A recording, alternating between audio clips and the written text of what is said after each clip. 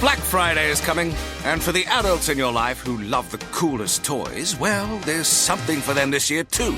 Bartesian is the premier craft cocktail maker that automatically makes more than 60 seasonal and classic cocktails, each in under 30 seconds at the push of a button. And right now, Bartesian is having a huge site-wide sale. You can get $100 off any cocktail maker or cocktail maker bundle when you spend $400 or more. So, if the cocktail lover in your life has been good this year, or the right kind of bad, get them Bartesian. At the push of a button, make bar-quality cosmopolitans, martinis, Manhattans, and more. All in just 30 seconds. All for $100 off. Amazing toys aren't just for kids. Get $100 off a cocktail maker when you spend $400 through Cyber Monday. Visit bartesian.com/cocktail. That's BARTESIAN.com/cocktail. Welcome to Mind Love, episode 241. Today's episode is all about 5 deliberate choices to help you realize fulfillment and joy. If we think of all the emotions we could ever feel and we map them on a scale, we all kind of want to be above neutral. We want to feel good. We want to be enthusiastic and eager and interested and engaged and at the very least curious with the world around us and hopeful. Hopeful is the best emotion, right? And if we find ourselves below neutral, most often that is a really good sign that something's a little off with the relationship you have with yourself.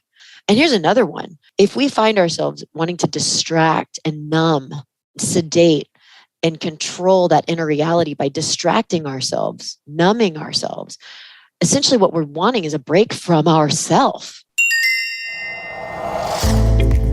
Turn up your frequency with Mind Love. Bite-sized brain hacks for seekers, dreamers, and doers. It's time to give your mind a little love with your host, Melissa Monti.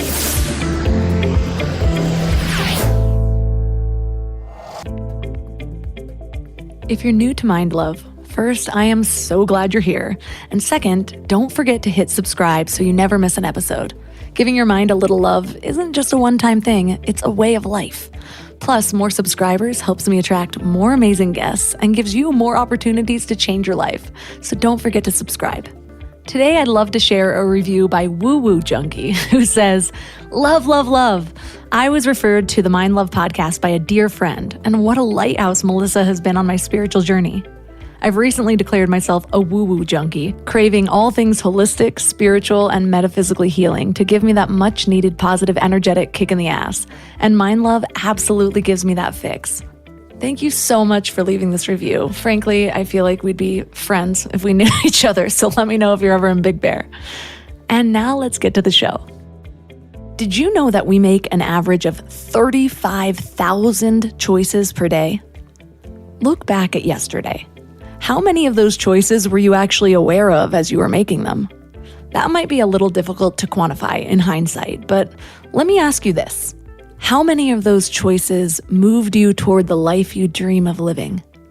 How many of those choices added to your peace, to your fulfillment, or to your higher purpose? There was a time in my life where that answer would be none. But the strange thing is that I couldn't even see it. And it's not just that I couldn't see that my choices were practically damning me. I couldn't see that I had most of those choices at all. In the year 2000, researchers found that 90% of our choices are unconscious. 90%! So does that mean that we have little to no control over 90% of our lives? Not at all. Because the thing about those subconscious decisions is we have more control over them than we think we do. It reminds me of those old infomercials. Just set it and forget it. Those subconscious choices are controlled by our programming. And our programming can be disrupted and even consciously rebuilt from the ground up. Here are just a few of the ways that we're programmed. Messages in the media, beliefs and opinions of our friends and family, chemicals in the things that we consume, the thoughts that we leave unchecked, beliefs that we leave unchallenged. And notice 2 key words that I just said, unchecked and unchallenged. Those are the things that get into the subconscious. Sometimes disrupting our programming is as simple as actually examining something that we think or do or say. Where did that thought come from? When did I first hear it? Does it feel aligned with the other things that I believe? What positive or negative impact does this thought or behavior have on my life? When does this usually come up for me? And my favorite question, is there a better way? And that question is your invitation to rebuild. Just simply asking yourself, is there a more empowering thought, belief, or habit that I can replace this one with? So today we're going to talk about 5 deliberate choices to help you realize fulfillment and joy in your life. Our guest is Amy Wong. She's the founder of Always on Purpose. She's an executive leadership coach, author, speaker, and facilitator that works with organizations like Airbnb, Salesforce, Roku, LinkedIn, Facebook, and more. So 3 key things we will learn are how we self-impose our suffering, how to choose feeling it out over figuring it out, and a process called painting forward that helps you integrate new choices. Before we go deep today, I want to give you a little gift, and I want to give it to you every single day. It's called the Morning Mind Love. I know how life can be. You're all fired up after an inspiring episode, and then a new day or a new challenge comes at you, and it's just hard to keep up that energy. Well, the Morning Mind Love is kind of like an oracle from your higher self to help you start each day with a positive focus. Plus, when you sign up, you get 2 free gifts, a 30-minute binaural meditation and 30 days of journaling prompts to help you remember who you truly are. And it's all completely free. So join over 9,000 people and go to mindlove.com to sign up or text the word morning to 33777.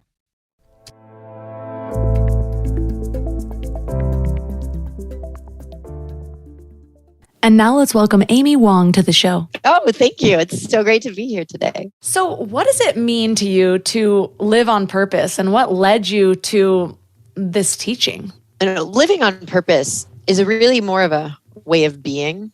The best way to talk about it is really through the lens of choice. And I didn't realize when I chose the name Always on Purpose for my practice, over 10 years ago, that I was actually choosing. But living into this over the past decade, I've really come to see that the gift of choice that each and every one of us have is so significantly profound. And when we can harness our choice points in a truly mindful, present way and respond instead of react to our moments, that's when we really live a life on purpose. And in those choices that are deliberate and are mindful, that's where our thriving is. And so to live on, that's really what it's about. And so it's an active process where we're harnessing that choice point. Last I'll say, that quote from Viktor Frankl, I'm sure you've heard, between stimulus and response are space. And between that space is our ability to choose our response. And in our choice lies our growth and our freedom. So living on purpose is really harnessing that space and responding. So what was your aha moment that got you there? Were you realizing that you weren't living on purpose, and how did that show up? I've been dedicated to just personal growth and transcendence really from a young age. I started meditating in 4th grade and was reading Wayne Dyer and Krishnamurti and all of these amazing spiritual leaders and thinkers really quite young. And so I don't think there was ever one moment where I thought, I'm going to wake up and I'm going to be really purposeful in my choices. I think it had been this gradual building of insight and wisdom through experience and through, the trials and tribulations of life and the reflections. And really, when I chose the name Always on Purpose for my practice, I really, at the time, it was interesting because I wasn't super clued into what it ultimately was. It felt right. It was totally synchronistic how I came to the name, and I knew, okay, this is what it has to be. And at that point in my life, it was really about, hey, we should live with more intention. We should just be more present and more mindful. And it was a more general desire for myself and for others. But as I had that lens and continued to work with so many people over the past decade, really what started to emerge was, wait. Really where our power is in this choice point. That's where it's at. And so it's been a gradual unveiling and unraveling and kind of a blossoming of insight. Yeah, I have that same commitment, is just how much intention can I add to my life? And a lot of it shows up in ways that my family thinks I'm crazy. Like it's like they'll give me anything and I'm like, no, I don't consume that. I don't put that on my body. I don't. Yeah, so many things from food choices and cosmetics and whatever. And so they're just like, oh, Melissa just thinks everything's gonna kill her. And I'm like, yeah, watch it. You guys are all gonna die soon. So, and then just kidding. But and it's I still live that way, and I still find a lot of help in that because so much happens where things disrupt your endocrine system or your hormones or whatever. And it's interesting to me though, because I started really being super intentional about those types of things. But then as those things became habits and didn't really need as much intention anymore, and like I didn't have to think about what I'm pulling from my cabinet because everything in my cabinet is now something I approve of, then I started to realize how many things were underneath that. And like, why am I living so intentionally here, but then I'm just running on autopilot over here with the way that my mind is working, or the things that I haven't confronted, or all of these ways that I'm just causing my own suffering because I'm doubting myself, or I'm beating myself up, or I'm regretting things. And so I know that one of the things that you teach is that none of us are immune to self-imposed suffering. In what ways have you found that shows up the most? Oh my gosh. I love how you teed this up because you're really getting to the heart of the power of choice. And I love how you said, it started with the choices for your inputs, and like, what is it that you're going to bring into your life, and what is it that you're going to put on your body? But really it's, how am I going to choose to focus? Where do I put my focus? Because whatever we focus on, we create. And whatever we focus on, that ultimately is going to determine the feelings we have, the thoughts we think, and the things that we do and that we say. And so self-imposed suffering, in short, is really nothing less than focusing in a way that doesn't serve us, focusing on a narrative that doesn't feel good, focusing and having an inner dialogue that's not nourishing, right? And here's the thing, we get to choose what we're saying to ourselves. We get to choose how we look at something. We get to choose what we perceive, how we interpret, and then thus respond. But we forget that we're at choice. And so that, you got right to the heart of really what self-imposed suffering is. And it's a forgetfulness that we have the remote control in our hands for our own focus. What's the narrative I'm going to tell? What's the inner dialogue that I'm going to sustain? How is it that I'm going to interpret this? What is it that I'm going to believe about myself? What is it that I'm going to know about myself? We have that remote control. But when we forget, we oftentimes suffer because, our brains are, we tend to think about what's more negative and what's wrong instead of what's right. Right. So you gotta mind that remote. It is weird how sometimes you're like, oh, wait, I have a choice in this. I was just interviewing somebody else about how we just should on ourselves all the time. And how it's like, I should do this. And when you get into this process, you don't even really realize that you're doing it because a lot of the things are in thought. And it's not like you spend the same amount of time thinking a sentence as you do speaking it out loud. So you don't even really bring awareness to it. It's just driving your behavior. Yeah. And so you don't realize that this isn't something you want to do, that this is something that you feel like you should do. And you don't even realize where that should is coming from. Like, is this an outside force because I've heard people say this? Is this a belief that I believe about the world where I'm sitting here thinking, this is how you are a good person or a good friend, and so I expect this of everybody else, even though they might have different definitions of what it means to be that. And so we need that space to really realize how many things, how many thoughts or beliefs, or really just beliefs. I was going to say inner knowings, but I feel like once it transitions to the knowing, that's when it's more from our higher self. But these beliefs that are driving these behaviors, that we don't even necessarily know what they are until we give it that time.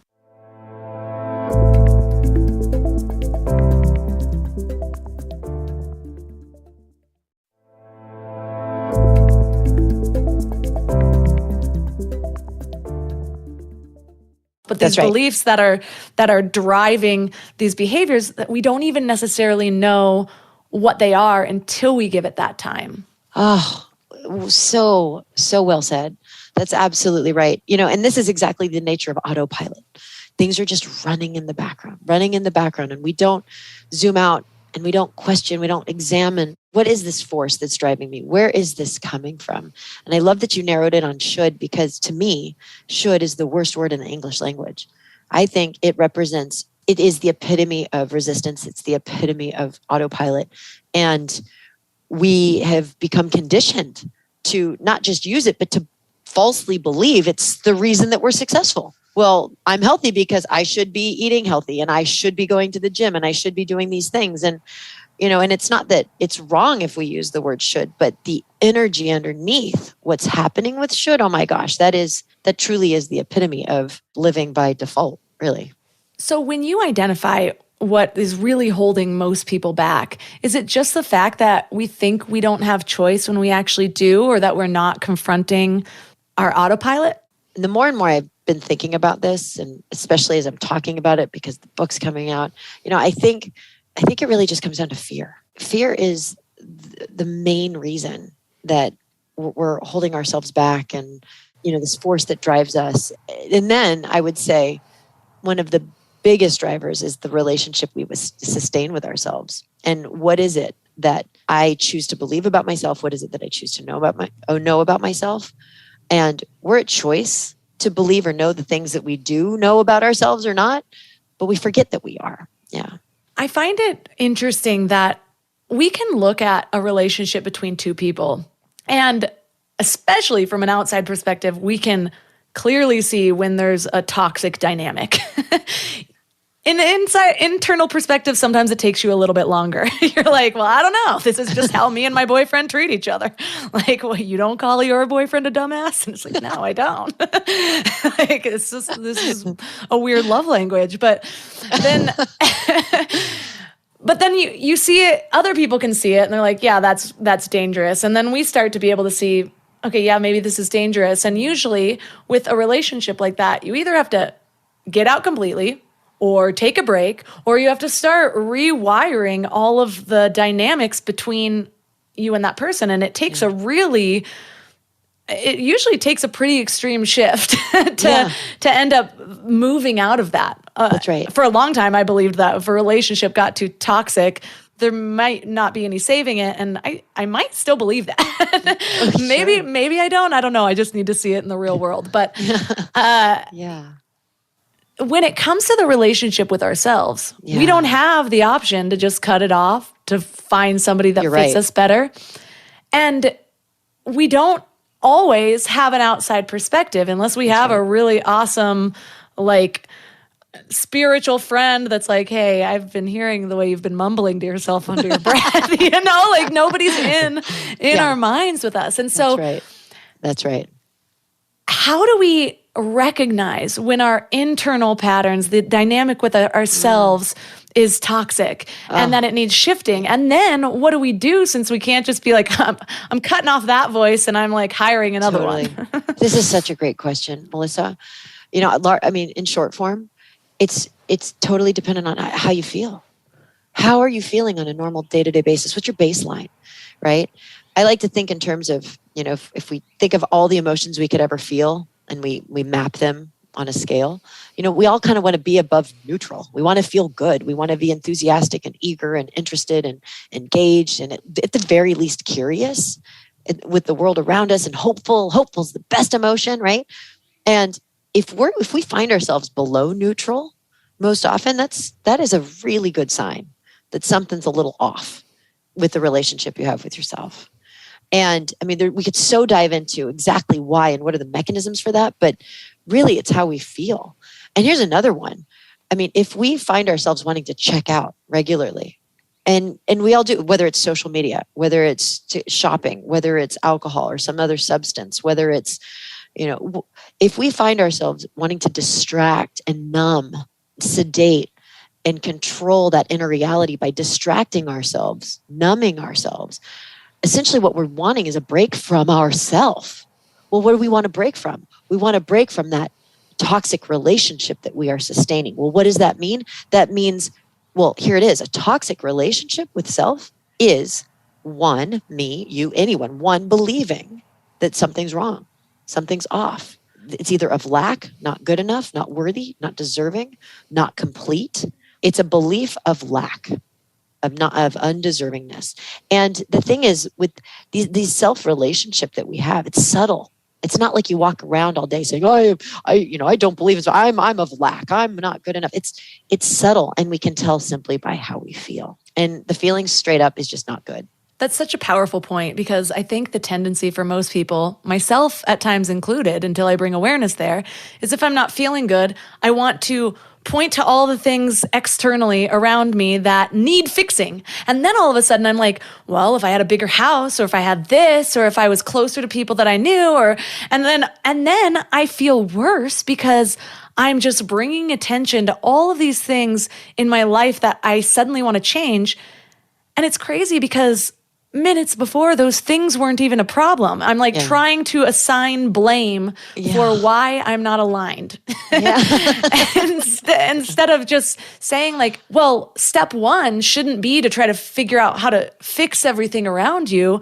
Step one should be, can I first find that alignment, that peace, that wholeness right here with this, myself, and then make sure that these things that I'm grasping for are even things that I want, because I'm coming from that decision at a totally different place. That's right. And then I can start making decisions, because I'm a firm believer that what you create in a certain state of mind, you will just create more of that. Oh yeah, 100% right. Yes, you see my journal entries when I'm moody. Then I meditate, then I come back and I'm like, sorry, journal. I just released my toxic all over you. But what you have put together is that when we're in this kind of constant cycle of like, something's wrong, let me find it over here, I'm making myself feel worse, now I'm on autopilot, or I'm just beating myself up on autopilot, whatever it is, there are 5 distinct or deliberate choices to help people feel good and peaceful on a regular basis. Yeah. What are those choices? Yeah, thank you. Well, they're perceptual shifts. And, I say choices because it is a choice to choose to shift your perception in such a way to unlock your ability to thrive, really to free yourself. So the first one, and it's a really important one, it's to feel it out, don't figure it out. And that one's powerful because, a lot of us are trained to follow the formula, which is do what you're told, get good grades, get into a good college so you can get a good job, so you can make lots of money, and then you'll be happy. And so we're trained to figure out what to do next and what to achieve. And we often forget that really what we want is a feeling state. And so this choice turns that right side up to the where it needs to be. And we want to lead with, well, what is it that I want to feel? Because that is the most important question, because that's everything we want, everything we think we want. It's not for the thing, it's because we think it's going to make us feel a certain way. But unless we're clear about what it is that we want to feel, it's really hard to navigate. So that's the first choice. As you were talking, I'm like, I want to dive into these one by one. Sure. Because I love feeling it out, not figuring it out. I am at the point now in my, self-awareness journey, I'll call it, that I will almost be triggered that I'm too in my head because I can feel the weight of my head. It sounds so odd, but like I've brought so much awareness to that I'm just like, yeah. And then all of a sudden I'm like, I feel like I need to put my hands on my head to dampen the energy or something there. My and gosh, then move it down. down. Yes. Yeah, it's go back to the body. What That's right. is in this? And one of the mistakes I've found that is so easy to fall into is that often when you are having a problem, when you're feeling a certain way, you start wanting to assign, like we talked about earlier, well, where is this coming from? What are all these wrong things in my life that are making me feel this way? And what good does that really do other than continuously reinforce all the reasons that you're not feeling this way or feeling well? Yeah. What if instead you tuned into your body and you asked yourself, okay, where am I feeling this? Kind of get into that guidance so you're not talking yourself into your own pain, I guess we can call it, Yeah. Strategizing yourself deeper into your misery. Yes. Yeah. And so for you, what does figuring it out versus feeling it out look like? Yeah, no, I love how you said, you can feel when it's like there's just so much energy in your, that is the epitome of figuring it out, right? It's where it's like, and there's so much frenzy in your head and you're strategizing and it's that calculating, strategizing, trying to manipulate, think. And you can feel it up here. And really at the heart of the difference, I'm going to go back to some kind of universal principles here where, when I think about the universe as a whole and how this universe operates, there's this principle of expansion and contraction. And the universe is it's growing by virtue of expansion and contraction, expansion and contraction. And so, feeling it out is really choosing the feeling that's most expansive, not contracted, but expansive. And you can actually feel that in your body. It's like, oh, when I think about this option, when I think about this path, when I think about this choice, does it actually give me some space? Do I feel spacious?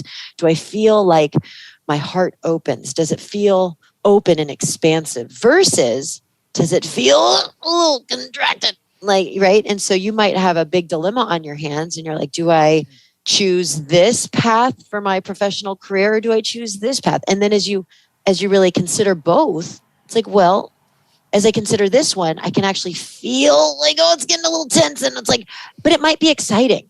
So here's the thing about figuring it out. It's not that it's going to always be a bad feeling. It's going to feel busy. It's going to feel strategizing. And it'll feel frenzied. And the energy, like you had mentioned, it's going to be up in your head. So now I'm figuring out how this is going to work. Okay, is this the right move? Is this, and I think that's the right path versus, this just feels relieving.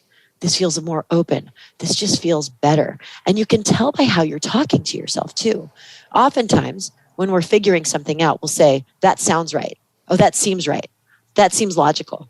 Oh, I've weighed the pros and the cons, right? So it's that strategic approach versus, oh, this just feels better. Oh, I can tell in my gut. Oh, yep, no, my heart's saying. Nope. Yes. And so we can just tell what's guiding us. Is it our head and our strategy, or is it the feeling? And the reason the distinction is so important is because, again, I'm going to come back to this idea that everything we want it's not the thing. It's not the house. It's not the more money. It's not the promotion. It's not even, I want to retire. We want the things we want because we think they're going to make us feel a certain way. At the end of each desire is a desired feeling state that we're actually after. But we forget that. And then we get caught on the thing. It's like, oh, no, well, I said I wanted this promotion. Nope, I said I wanted to own my own business and then we just get trapped in this thinking that, well, then the moment then it happens, then all will be well. But we haven't really thought through, well, is that going to give me the desired feeling state? And if we break that map and if we don't take it all the way and say, okay, well, this is what I wanted. Is it going to get me to that feeling state? If you just stick with the thing and you strategize your way to the thing, it will happen. But then there's this feeling of hollowness. Like, oh, gosh, my life looks great on paper, but why do I feel empty? Why do I feel like this longing? What's missing? Well, what's missing was feeling it out in the first place. Like being really clear, what is it that I wanted to feel? And if I were to start following that feeling moment to moment, what feels expansive, what feels like there's inspiration here, if you start following that, that's when fulfillment starts to happen because now it's a direct line to that desired feeling state.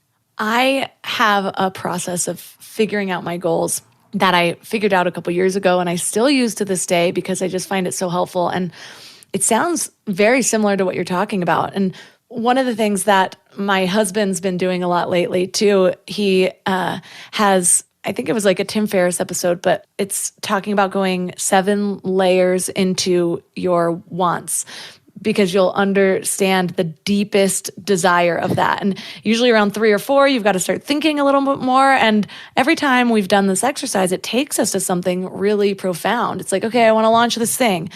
Okay, what's the reason under that? I want to make more money. Why do I want to make more money? I want to have this stuff. Why do I want to have this stuff? I want to provide for my child. Why do I want to provide for my child? I want him to have more things than I had when I was younger. Why do I want him to have that? And it's like, I want him to really actually know more freedom than I know, you know? Yeah, and it's like, yeah. and so then it's like, what's the feeling underlying that? Freedom. How can I feel freedom right now? Rather than focus on all of these things. I even got chills just saying it. And that's usually my sign when I say something from my inner wisdom. But it's like, you can feel free right now. Yes, you can feel abundant right now. In what ways do you already have that abundance or that freedom or whatever it is? And first focus on that till you feel it in your body, and then go back to that first goal. And that first goal might feel completely different, and you might be inspired in whole new ways because you're not in fight or flight, or you're putting all this pressure on and you can't think anymore. And instead you're being divinely inspired.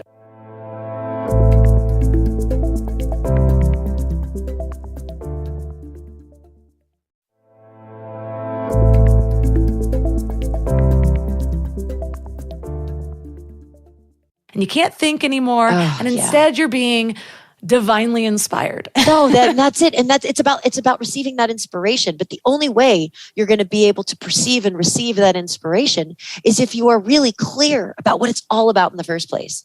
So bringing that into awareness, really, this is about freedom. The moment that now becomes a focal point, your perception shifts. And now you can see things in your purview that were there before, but you couldn't see without that clarity. But now with that clarity, now you're going to see opportunities, possibilities. You're going to see things that you wouldn't otherwise see. That's the most amazing thing about focus, right? And so then when that happens, all of a sudden, insights, inspiration, synchronicity starts to happen. And that original goal, that first thing that you thought, I want to launch this thing, it might very well still be the same thing. Like, I do want to launch it. Or you might see it in an entirely different way. And there's a direct, way more direct path to a deeper feeling of freedom as a result of that insight. So yeah. We feel it out instead of figuring it out. What is choice 2? Choice 2. This goes right back to what we were talking about with the word should. And choice 2, this is one of the most freeing choices you can take on if you choose to take it on. But it is, there is no way things or you should be, period. There is no way things should be, ever. And what happens is that many of us get stuck into this conditioned thinking that there is some ideal should standard out there that represents the good life. You should have it done by this. You should do it like that. If you want to live the good life, you got to do it just like this. You got to have the house by here. Because the word should itself, think about this. This is so interesting to me. The word should implies a fixed reality out there that represents the standard ideal. But that doesn't exist. There is no big book up of shoulds in the sky. There is no standard ideal that we need to measure up to in order to live fully. And so to really release ourselves from that autopilot, much of the resistance that we unnecessarily sustain, we have to wake up to this crazy premise that, there is no way things should be. There is no way this should go. There is no way I should be. There is no way this should happen. There's just the way things are. And more importantly, there's the way you want them to be, but there's no way they should be. And so that's the unlock, because the moment you shift from should to want, you release so much resistance that you're sustaining in your equation of life. And in that releasing of resistance, right, the pushing against of reality, the pushing against of negative consequences, you reclaim a ton of bandwidth, a lot of internal emotional, intellectual resources that you can now channel in creative and generative ways.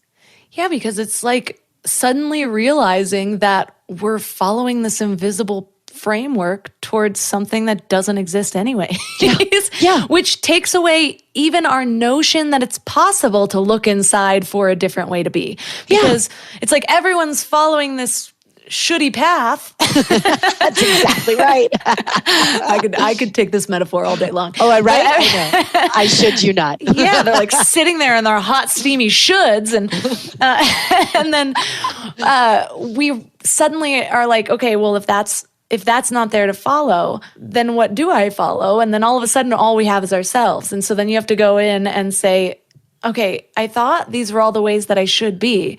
If that doesn't exist, what's calling to me?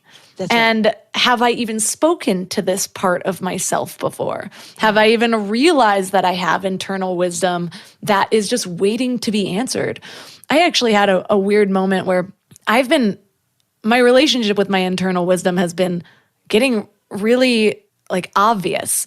And for a long time, I'd be like, yeah, well, you just ask a question and journal it. And then I would like start journaling and I'd get in my head too much. And I didn't realize I was doing that. And so I'm like just supposed to be, people would talk about free writing. And I'm like, free writing. And I'd be like looking into space, look down at the page and there's just a bunch of scribbles. And like, yeah, it didn't work for me. But what I realized later on that I was doing was that I was writing a question and then putting pressure on myself for how it should look rather than just saying like, well, what am I thinking now? Like what's automatically coming to mind? Yeah. And like just giving it that space for maybe something won't come up and maybe something will.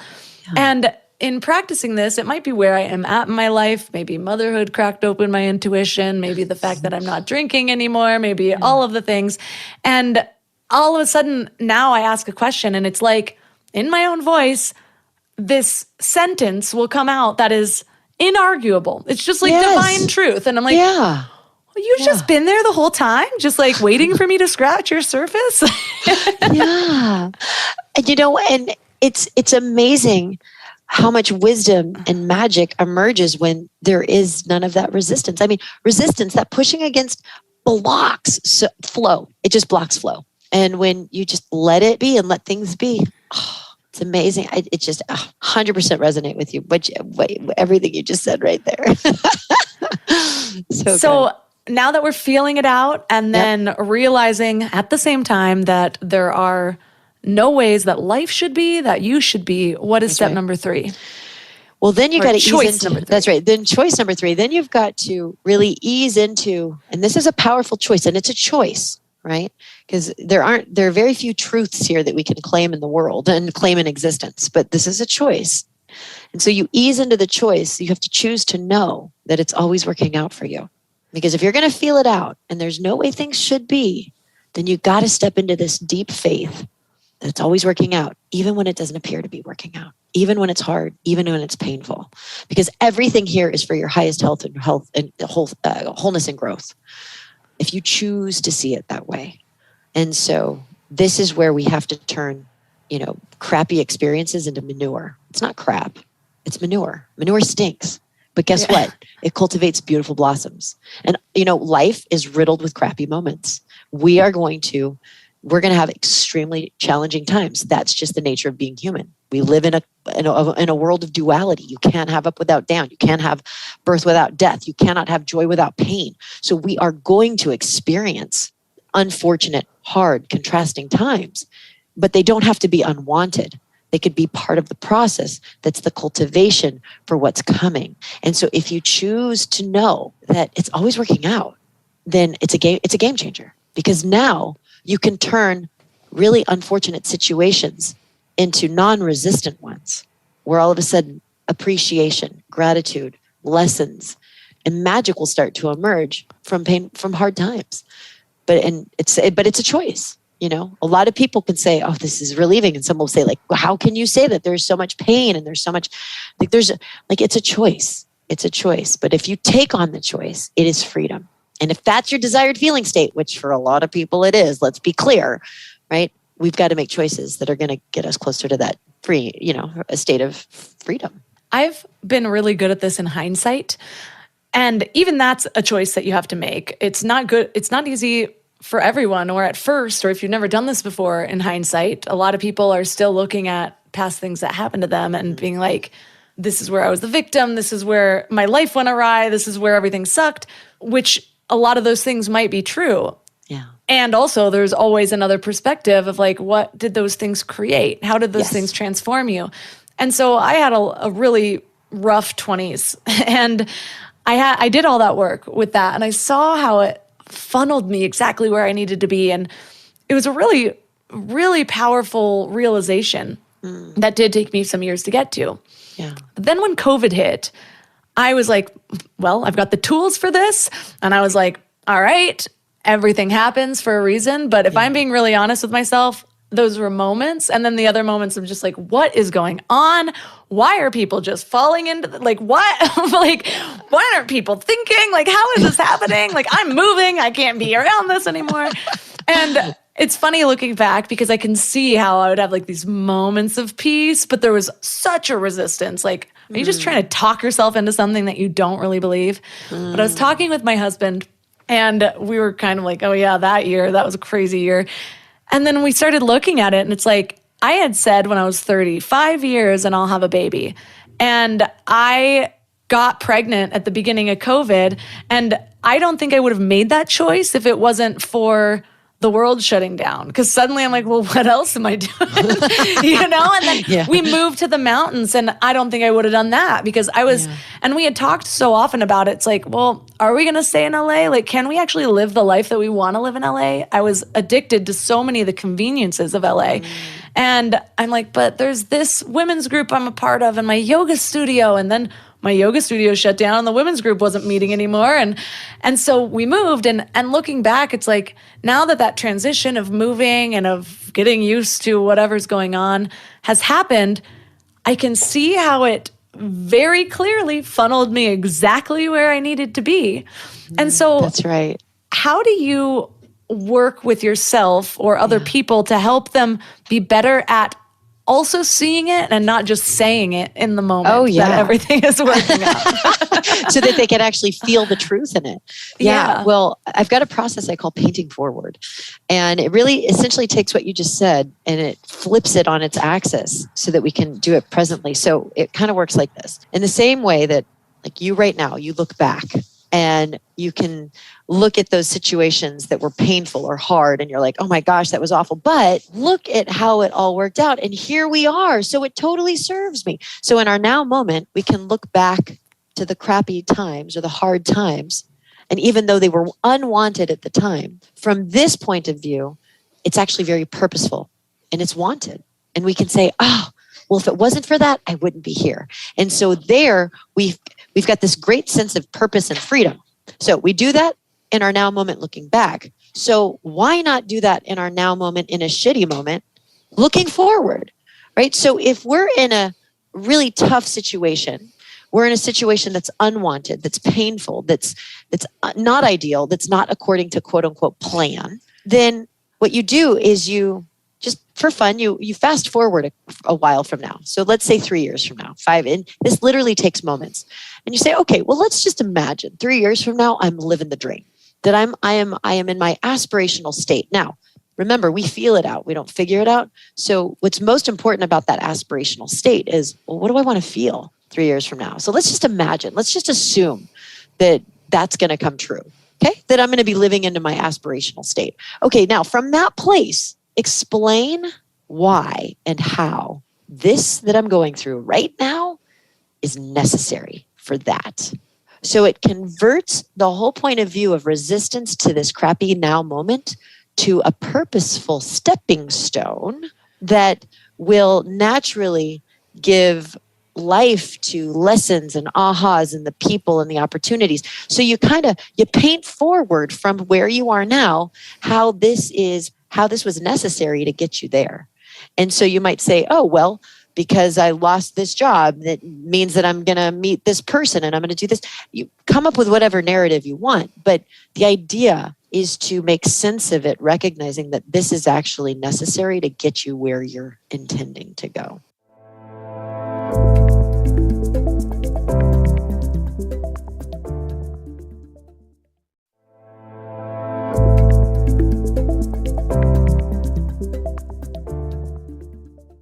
I love that. I got chills when you were talking about that. And it's funny because just this week I was talking to one of my podcast coaching clients. I help people start podcasts and the motivation was not there of like, well, how do I show up every day? Or like, how do I frame this? And I'm like, stop working on it as how you want to completely just serve other people. That's the premise of your show, yes. But it's also got to start from something within you, number one. Mm-hmm. Number two, there's an audience for almost anything.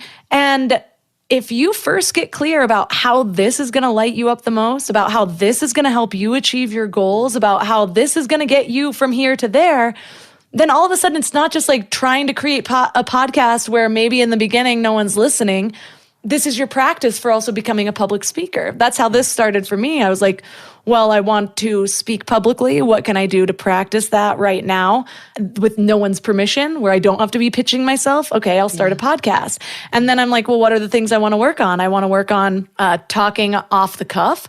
And I also want to work on scripting certain things. So I have different parts of the podcast to work on different things like that. And so it's starting from my own internal drive. And because it's coming from such a passion, it attracted the people that can feel that authenticity. And most importantly, it makes it sustainable. So I love the idea of actually doing that with not just our goals, but also the hardships that we're facing right now. Because you can choose to ask yourself, and maybe your inner wisdom will answer, because there is a plan for this. There is something that this rough time is basically sanding down to to create the perfect little transformation for you, the one that your soul is calling towards. So again, I think it just takes that space of being willing to sit there in the discomfort and ask, like, what's in this for me? Yeah. How might this be on purpose for where I'm headed? How might this be, that very interesting stepping stone that, 3 years from now, I'll look back and actually laugh at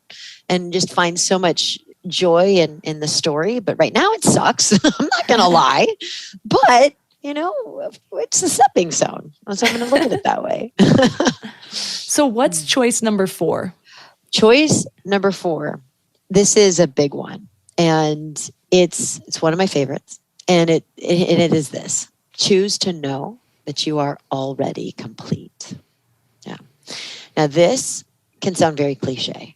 I mean, we hear about this sort of stuff all the time. Oh, you're complete. I love myself. It's and there's so much to the story of self-love. But what this is about is really shoring up that relationship you have with yourself. And a lot of us, just through the process of development, will take on false beliefs of lack in order to make sense of significant perceived rejection in our youth. Right. So there's a lot to this story. So I'll just kind of give you the cliff notes here. But a lot of us sustain on some level fears that we might not be good enough, or we might not be competent, or we might not be smart enough, or we might not measure up, or we might not be worthy, or we might not be deserving.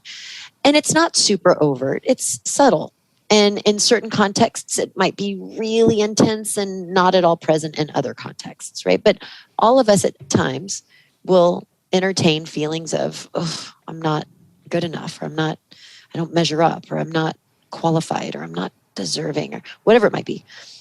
That self-relationship causes so much inner opposition, which causes, us to be below that neutral line, mainly. And so much of the unlock is to just make the decision that you were born complete, you are whole and complete, you've been whole and complete. You just decided at some point that you weren't in order to make sense of your life situation. But the truth is, at the core, you are already whole and complete. And again, this is such a big, beautiful conversation. And it's a choice. It's a choice, but there's so much available when you actually can see that. And in my book, I don't just say, hey, just decide that you're whole and complete. I use a lot of logic and a bit of social neuroscience to get someone to that point where they can actually organically derive that insight for themselves. Because I think that's important. We can't just take it on. We really have to get to that point where we can choose it.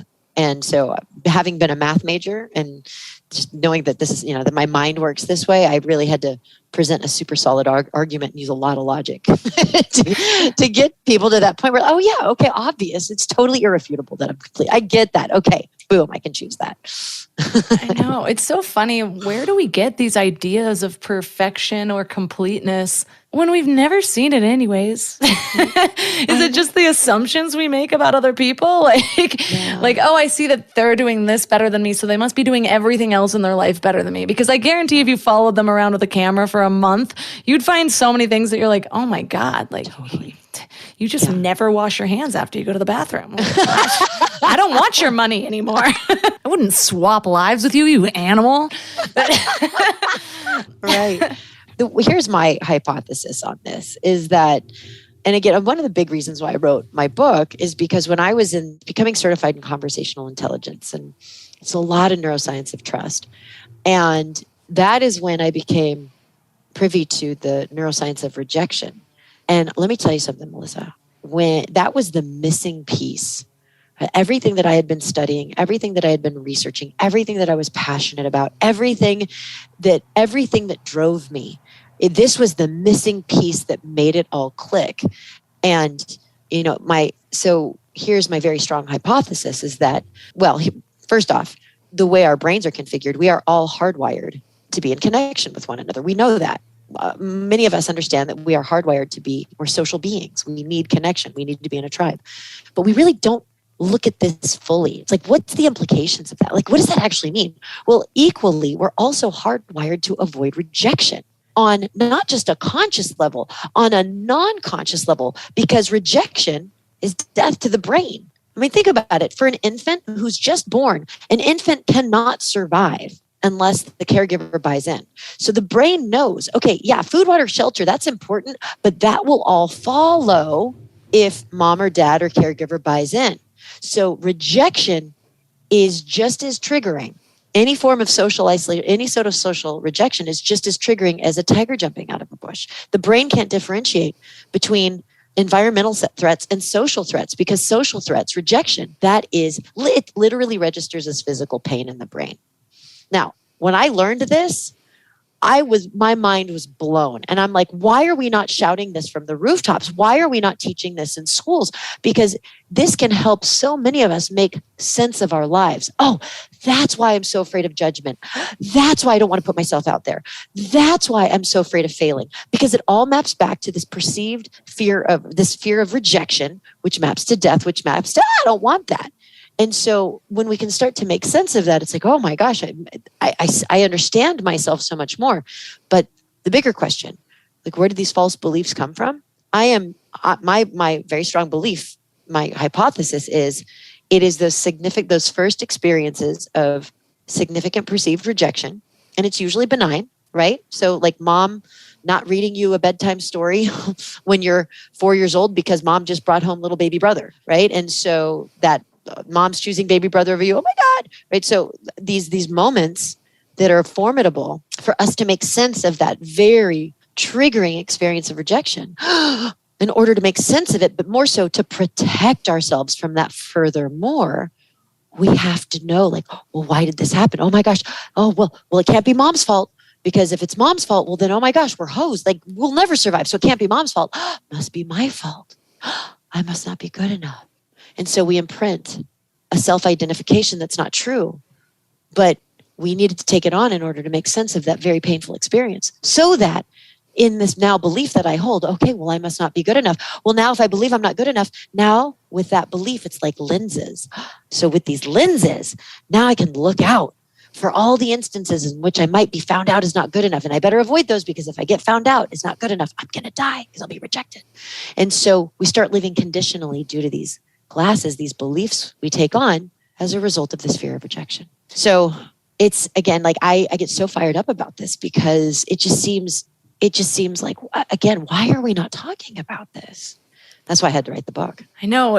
I see that realization as so powerful, because it's such a perfect illustration that so much of our experiences are neutral, and the suffering comes from the meaning that we give them. And so often something happens, even just within ourselves, whether or not it's like mom accidentally rejecting you, or you thinking that your mom's rejecting you because of this, those things happen. One of the big realizations for me was with other people, for example. Maybe I realized this a couple years into marriage, but like, something would happen. Maybe I would react emotionally as not my best self, but the brain doesn't want to believe that you are acting illogically. So it'll come up with all the logic. And so something happens just because you're triggered.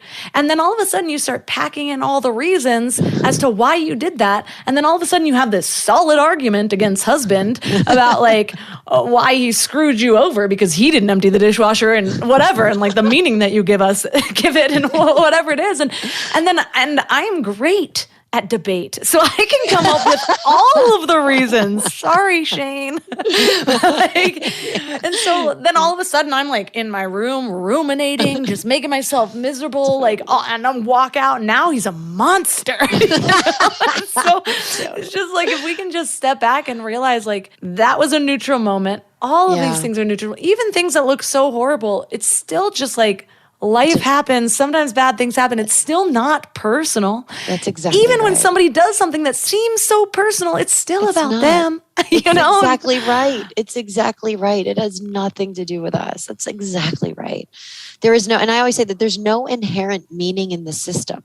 And we will choose the meaning based upon the lenses that we hold. And the lenses that we hold, the ones we have, that we look through to life outside of us, those lenses are really the sum total of the beliefs we hold, the experiences we've had. And, and here's the best part. And this is why it goes back to choice. We get to choose our lenses. We get to choose these perceptual lenses. But really, to get to the heart of that choice, what is the foundational perceptual lens that I'm looking through that's going to give rise to my reality, because it's going to imbue my reality with meaning? To get to the heart of that primary perceptual lens, it absolutely stems back to the belief we have about ourselves.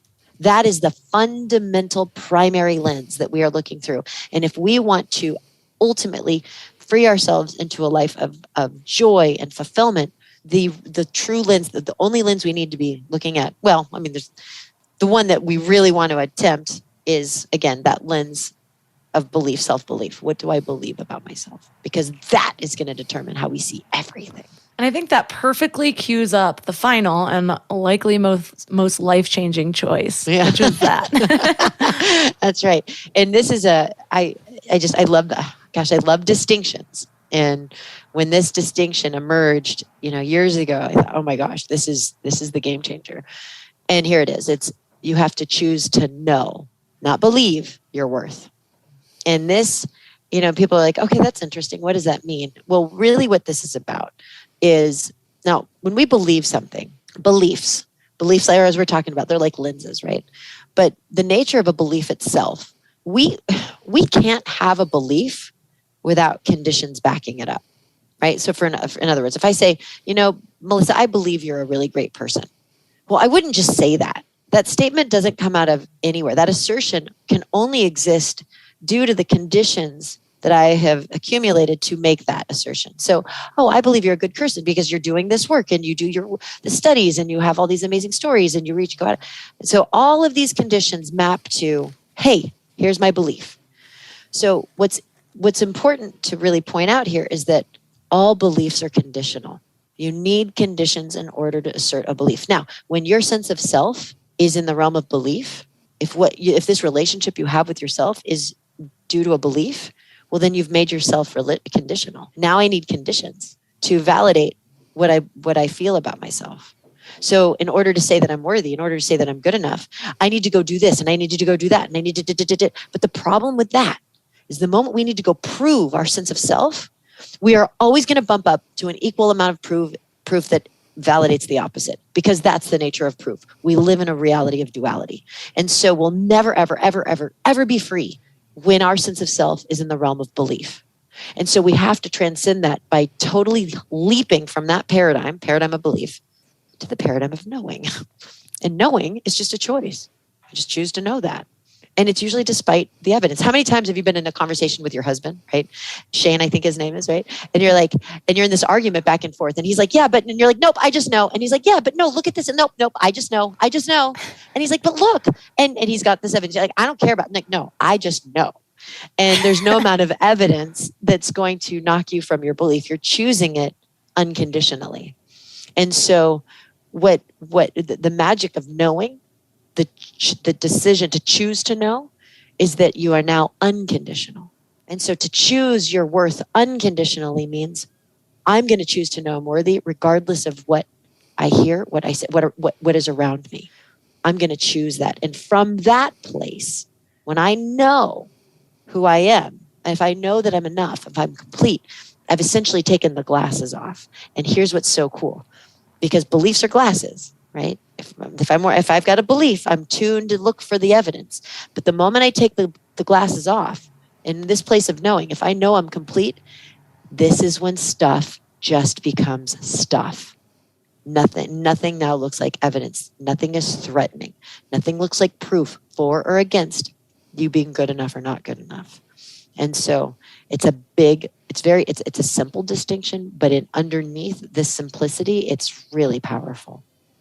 it reminds me of the process I went through of getting to my inner knowing. It's like I'm sitting here and I have all these preconceived notions of what this is supposed to look like, these expectations I'm setting on myself, these beliefs that are coming through, me questioning if I believe this is even going to happen, versus just relaxing into it, asking a question, and then suddenly it's there without all the thoughts around it. And so the same thing where it's like, get used to that. And maybe it's difficult at first. Maybe you get in your way at first, but know that it's there and know that if you just keep showing up. It also reminds me of like the advice that people give to writers, where so often you sit there and you're trying to force yourself to write, and that's when you get blocks or whatever. But all you have to do as a writer is choose to sit in front of your computer for like an hour or 2 hours or whatever it is a day. Just choose to sit there and know that something will come rather than forcing it and accepting that some days it might not, or some days it looks different. And the same thing comes back to you. It's like,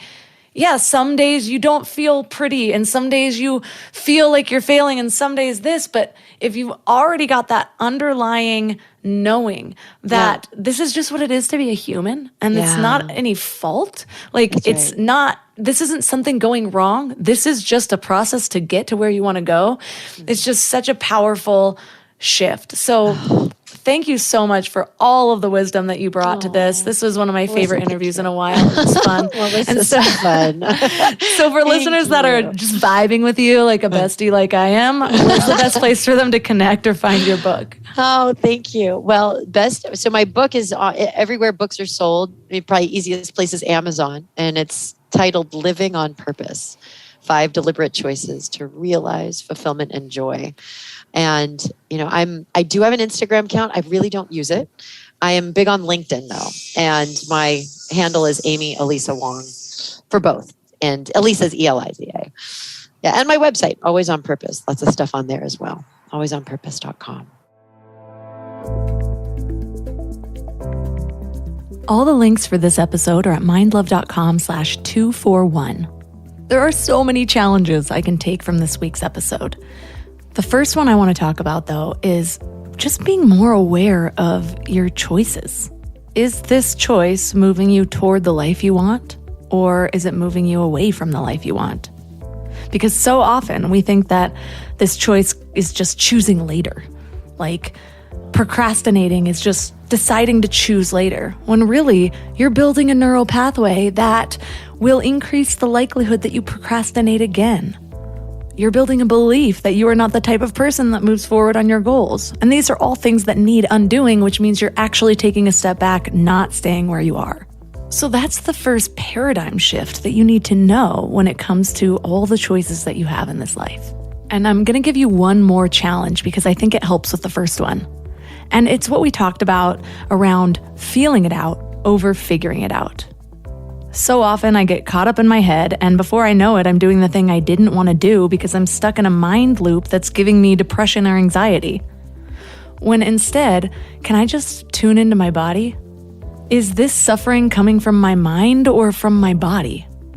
That's such an important distinction to make, because so often we think that it doesn't feel good because we've talked ourselves into it not feeling good.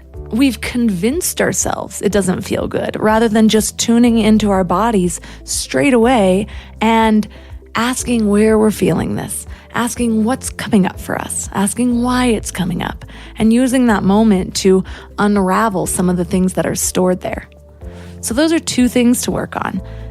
Be aware of your choices, and that you're not choosing later, you're still choosing, even if you're not choosing the thing that's moving you forward, and feeling it out rather than figuring it out.